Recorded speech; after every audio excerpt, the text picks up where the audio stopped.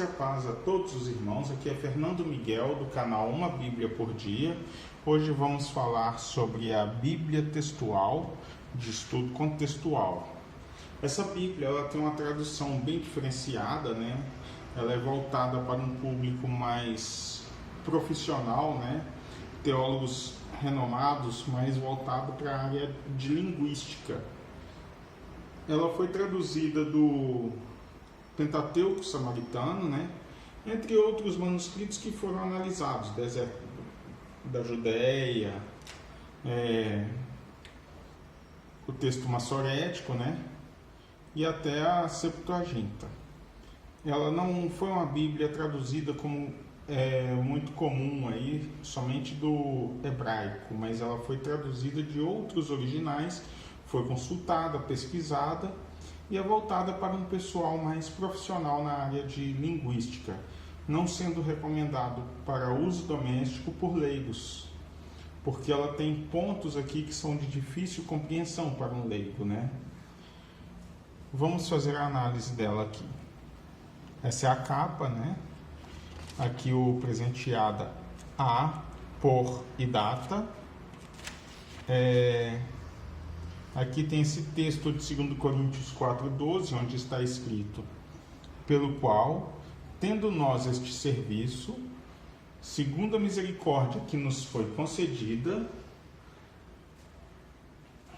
não desmaiamos, senão que renunciamos a subterfúgios desonestos, não andando em astúcia, nem falsificando a palavra de Deus, senão que na presença de Deus recomendamos-nos a nós mesmos ante toda consciência humana para a manifestação da verdade, né? Essa Bíblia ela é uma Bíblia mais diferente, né? Ela foi lançada recente pela BV Books. E aqui ela tem os avanços críticos textuais, né? Texto massorético, Septuaginta de Vorlage, o Pentateuco Samaritano, manuscritos do Deserto da Judéia e o Novo Testamento Grete, da 28ª edição do Nestle Aland. Aqui é a editoração dela, né? Feita pela BV Books, e o índice geral. Aqui os textos que são continuados, por exemplo, 1 e 2 Samuel, 1 e 2 Reis, ou 1 e 2 Crônicas, né? São contados como um único volume, né? Entre outros escritos. A ordem aqui é uma ordem mais judaica, né? Tanto que vem a Torá, os profetas e os escritos, né? Salmos, né? E aqui vem os evangelhos e atos, epístolas judaico-cristãs, epístolas paulinas e proféticas. Aqui temos as abreviaturas, né? E a Sociedade Bíblica Ibero-Americana, da Textual Bible Society, né? Que faz uma apresentação aqui, a nota da editora e o conselho consultivo. Esse conselho consultivo foi aberto, né, para que nós, que adquirimos essa Bíblia, possamos ter um canal aberto com a editora, com a BV Books. Caso notamos algum erro gramatical ou erro gráfico, né, alguma coisa assim, a gente comunica. Ou mesmo se você for um profissional hebraísta, notar algum erro nesta Bíblia, o senhor pode entrar em contato, né, através do Fale Conosco, @bvbooks.com.br, e assim explicar, provando textualmente, né, onde está o erro, e talvez nas próximas edições essas correções sejam levadas em consideração e colocadas, né, nas próximas edições dessa Bíblia. Como falei, essa é a primeira edição em português, ela já existe em outras línguas. Aqui, depois do conselho consultivo, nós temos o estudo contextual, né? E o prólogo sobre a Bíblia, trazendo os textos que foram analisados, né? Explicando cada um deles, né? De onde veio, quais os tipos de texto, as versões, né? E assim por diante. Aqui nós temos a entrada do Velho Pacto, com o livro de Gênesis logo em seguida, né? Aqui vem o nome Bereshit 1. E eu gostei muito dessa tradução porque ela colocou bem diferente o contexto de Gênesis capítulo 1, versículos 1 e 2. Diz assim: Em princípio, Elohim Aleph Tav criou os céus e a terra. Porém, a terra se há precipitado em caos e vazio, e houve treva sobre a face do abismo aquoso. O Espírito de Elohim pairava sobre a face das águas. Essa Bíblia, ela, como falei, ela tem uma tradução bem diferenciada, né? Eu gosto muito de citar esses textos que eu já estou citando, e aqui vou fazer a citação de um texto diferente para que os irmãos percebam a profundidade dessa Bíblia, né? Lembrando que ela não foi traduzida do hebraico, e sim do Pentateuco samaritano, o que pode dar uma divergência nas traduções ortodoxas conhecidas. Aqui Gênesis 1,14 disse assim: E disse Elohim: haja maldições na expansão dos céus para dividir o dia e a noite, e sejam para sinais e para tempos assinalados e para dias e anos, e sejam como luminares na expansão dos céus para brilhar sobre a terra. E assim foi. Aí aqui ele explica, né? 1,14 traz a explicação aqui nas notas de rodapé, que ela tem bem aqui, ó. Ela usa o sistema paragrafado, tá? Versículos são encontrados no meio do texto. E ela usa o sistema blocado em duas colunas, o que a torna uma Bíblia diferente, né? Sempre mantendo este padrão. A letra dela é uma letra agradável de se ler, né? É uma letra boa. E aqui estamos já procurando a entrada dos evangelhos, né? Depois de Provérbios aqui, né? Eclesiastes, aqui, ó, e Cântico dos Cânticos, o Novo Pacto, né? Só que aqui, ó, o Novo Pacto, ele não é iniciado por Mateus, começa com João. Isso aqui também eu achei muito interessante. E quero mostrar para vocês outra coisa antes de ler João aqui, né? Vamos aqui no índice, que eu quero abrir em um livro apenas, que é o livro de Samuel. Parece que é na página 350. Aqui, ó.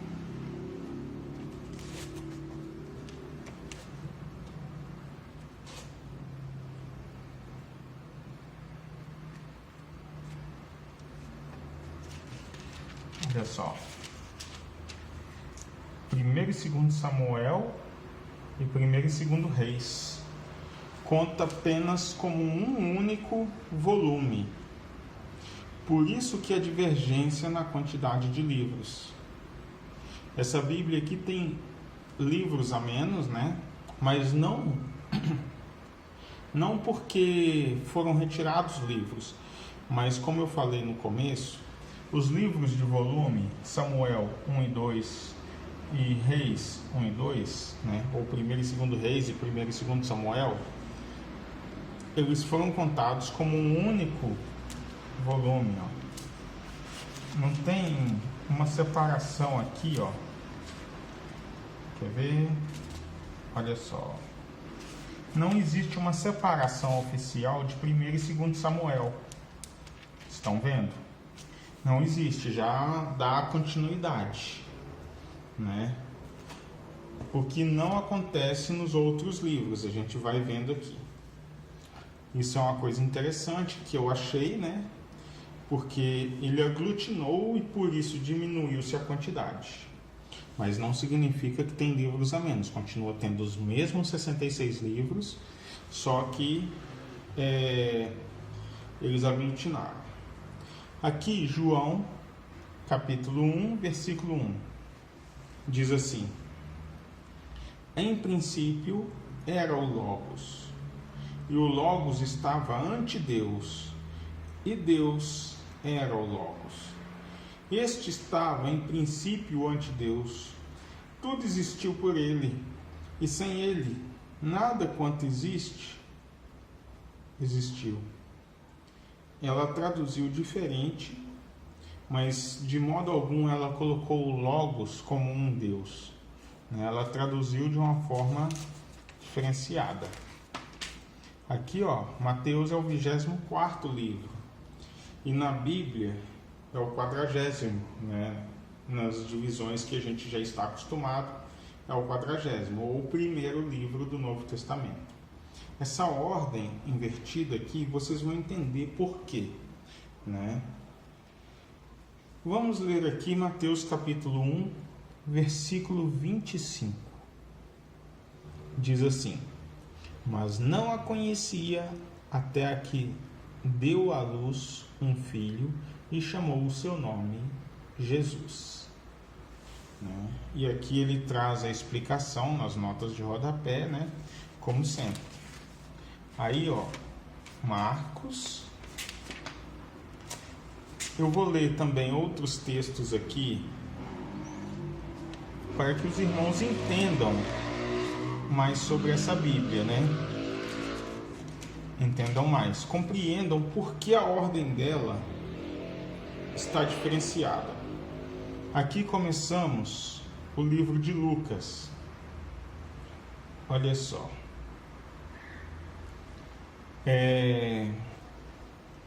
Já que muitos intentaram compilar um relato acerca das coisas que entre nós têm sido de todos certificadas, segundo nos as transmitiram, os que desde um princípio foram testemunhas oculares e servidores do Logos. Pareceu-me também a mim, havendo investigado exatamente todas as coisas, desde as suas fontes, escrevê-las a ti em ordem, excelentíssimo amigo de Deus, para que conheças a solidez dos ensinamentos nos quais foste instruído. Por que eu estou enfatizando aqui? Este trecho, excelentíssimo amigo de Deus, é a tradução do nome que a gente vê na Bíblia normalmente como Teófilo. Aí Lucas termina lá no 24, sabemos disso, Vamos apresentar aqui,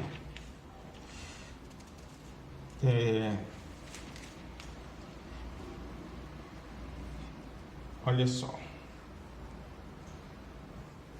Diz aqui, e os conduziu até perto de Betânia, e alçando suas mãos os bendisse. E sucedeu que, enquanto os bendizia, separou-se deles, e era levado para cima, para o céu. E eles, havendo-o adorado, regressaram a Jerusalém com grande gozo, e estavam continuamente no templo bendizendo a Deus. Por que eu estou enfatizando aqui? Para que vocês entendam o contexto aqui de Atos. Olha só. Compus o primeiro tratado, ó amigo de Deus, acerca de todas as coisas que Jesus começou a fazer e ensinar, até o dia em que ele foi elevado ao alto, depois de dar instruções aos apóstolos, As instruções estão citadas aqui, Enquanto eles diziam estas coisas, ele mesmo se pôs no meio deles e disse: paz a vós. Então se turbaram, encheram e tal, Aí aqui ele deu algumas instruções, E explicou, Aí ele colocou aqui: até o dia em que foi elevado ao alto, depois de dar instruções aos apóstolos que escolheu por meio do Espírito Santo. ante os quais também, depois de haver padecido, apresentou-se vivo com muitas provas decisivas e apareceu a eles durante 40 dias para lhes falar das coisas concernentes ao reino. Ou seja, ele terminou a carta aqui e já iniciou a outra aqui, dando a entrada em Atos. Então essa ordem, ele separou o Evangelho de João dos evangelhos sinóticos, né, que são Mateus, Marcos e Lucas, e já finalizando em Lucas, já deu entrada em Atos. Porque se você observar numa Bíblia comum, uma ARA ou qualquer Bíblia católica, ela vai terminar Lucas, pula para o Evangelho de João, interrompe sua leitura de Lucas e vai para João, e depois de João entra Atos. Eu creio que essa ordem ficaria melhor na Bíblia, porque daria mais sentido nas Escrituras, né? Mas é a ordem que foi compilada, muitos já estão acostumados há séculos com essa ordem, então fica meio difícil se adaptar às vezes a uma nova ordem, né, dos livros.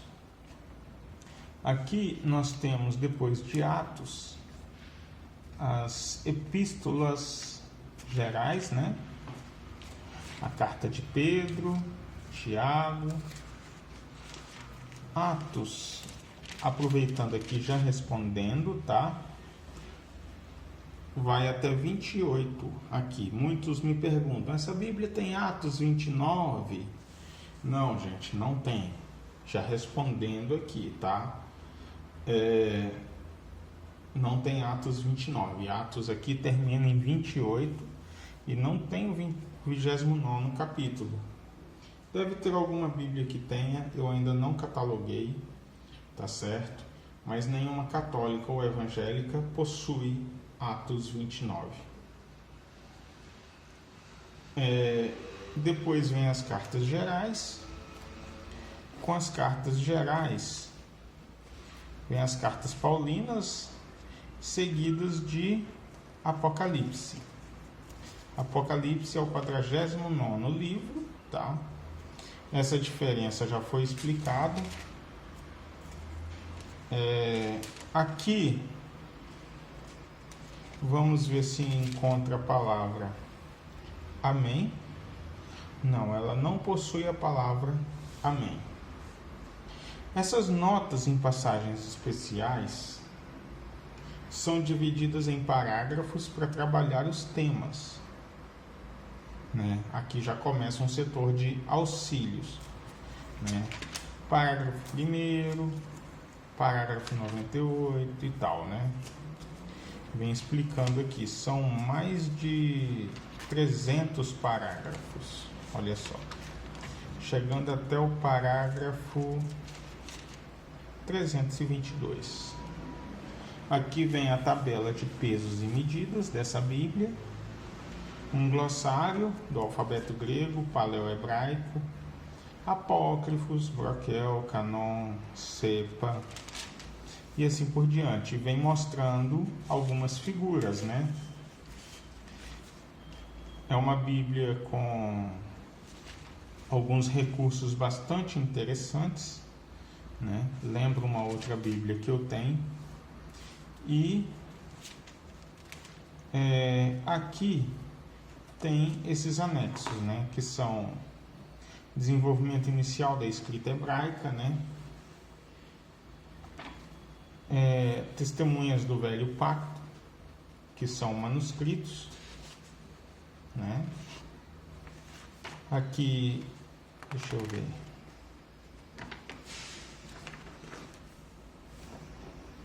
Travessia do Mar Vermelho, o povo de Israel, vem explicando aqui, né? E uma pequena genealogia de Adão a Jacó. Aqui as famílias textuais do Novo Pacto, né? E a Palestina do Velho Pacto e do Novo Pacto. Um mapa explicando. Ela termina com isso aqui, tá? E a capa. falando do material dessa Bíblia. A capa é uma imitação de couro, né? Tipo couro. Ela tem esse papel aqui que é mais resistente. O miolo é um papel Bíblia, né? Bem fino. Inclusive, muitas pessoas reclamam desse tipo de papel, que ele tem uma facilidade de rasgar, mas é um papel mais em conta, até mesmo para baratear o custo da Bíblia e torná-la acessível a nós, certo? Aqui no final, esse material aqui é um papel fotográfico, né? Ela possui aqui, ó, vou pegar aqui, ó, esse fitilho, né, para marcar texto, e aqui, ó, o miolo dela, que é um miolo, não sei se dá para vocês verem, vou tirar o fitilho da frente, ó, é um miolo costurado, né, um miolo costurado. As páginas douradas, né? Eu gosto desse recurso das páginas douradas, dá um diferencial na Bíblia. E ela tem esses escritos neste paléu hebraico na capa. Ela não possui relevo na capa e é uma Bíblia muito boa de se pegar, de manusear, né? Recomendo ela, como falei, para um público mais profissional. Não é uma Bíblia para amadores, tá certo? É uma Bíblia voltada para quem já tem um certo conhecimento no assunto.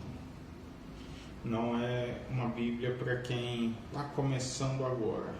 Recomendo que, para manusear esse material específico, você seja ou cursando ou formado em teologia, certo? Porque senão pode acabar gerando para você algum desconforto na leitura. Mas ela é uma Bíblia com um texto bem diferenciado, né? É uma coisa que quem tem mais o conhecimento do hebraico pode compreender. Leigos como nós, não muito, né? E é uma excelente Bíblia. Para colecionadores, excelente aquisição. Compre porque vai se tornar rara. Não é uma Bíblia que vai se achar fácil. Hoje em dia o preço dela está em torno de 70 a 150 reais. Né? Varia de onde se compra, né? Nova, usada. Já achei dela usada de 50 reais. Mas ela nova custa em torno de 150. Tá certo?